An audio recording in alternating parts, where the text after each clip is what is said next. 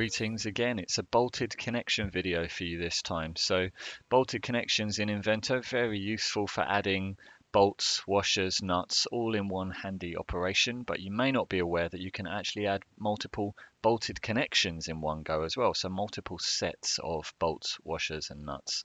And the simple trick for that is that you need a feature pattern on which to base the bolted connection pattern. Okay, so we're going to drill down and look at that now.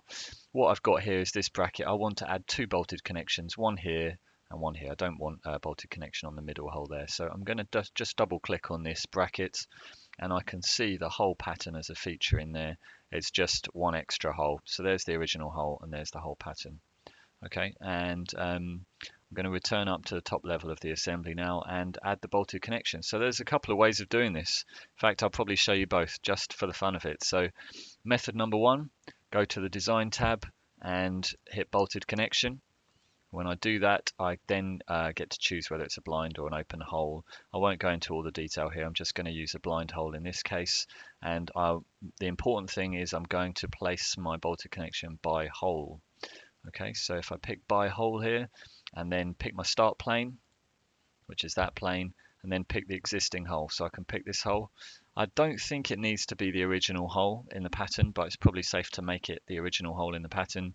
And then my blind start plane in this case is where that bolted connection is going to end. I'm just going to pick that face there.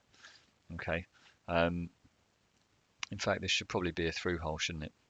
Here we are. Let's make that a through hole in this case. That's fine.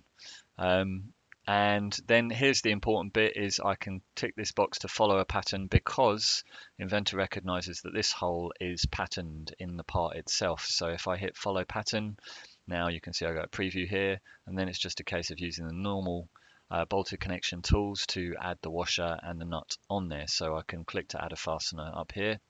Plenty of information online about this or in the help files. Content Center will take longer to load if you are not filtering it by a particular international standard. So filtering it is probably a good idea, which I haven't done here. Okay, so I'm going to pick the bolt that I want. Doesn't matter too much for the sake of this. I'll just pick a standard hex head, and then I can pick a. If I select a fastener here, I can pick a washer and a nut on the other side if I want. Okay, so I'll pick that washer and I'll just, the other side of the hole down here, I'm going to place a washer and a nut. Okay, so please remember if you've gone to all the trouble to specify this slightly strange looking joint, save it for next time. Remember you can hit this expand button here and you can say add. So then if I do that, I'm just going to call this Luke's connection. Probably shouldn't use dodgy characters like that. And I'm just going to say OK. That will then be available for next time. So I'm just going to hit OK here, create my my new bolted connections. So that's fine. That's one way of doing it, and I've added two bolted connections in one go there. Okay. The second way of doing it, if I just delete that, is actually just to use the if I delete that bolted connection as well, is just to use the normal Content Center tool. So if I go to Assemble and Place from Content Center down here, I can then pick the bolt that I want. So I'm just going to pick a flanged hex head bolt, that's fine. And then I can hover over the circular edge of the hole, make sure you get it in the right direction.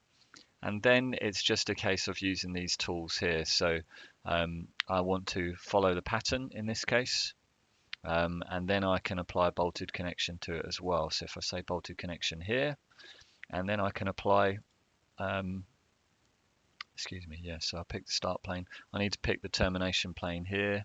And then I can apply my bolted connection from last time. So if I just say set for that, that will then apply that bolted connection. And here's that follow pattern button again. So if I hit follow pattern, I've now got two bolted connections on there, just like before.